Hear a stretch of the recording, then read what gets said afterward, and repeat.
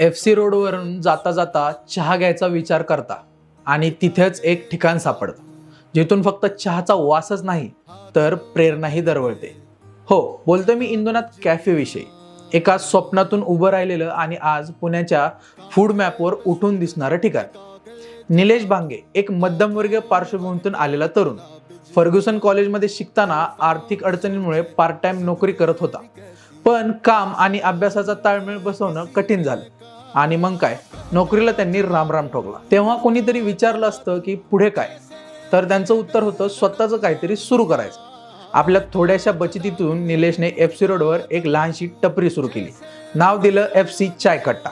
चहासोबत त्यांच्या जिद्दीचाही वास तिथं दरवळू लागला. थोड्याच काळात या चहा कट्ट्याने विद्यार्थ्यांचं आणि स्थानिकांचं मन जिंकलं आणि त्याच विश्वासाच्या बळावर FC चाय कट्टाचं रूपांतर झालं इंदुनाथ रेस्टॉरंट आणि कॅफेमध्ये. आज इंदुनाथ कॅफे ही फक्त एक टपरी नाही, ती एक अनुभवाची जागा झाली आहे.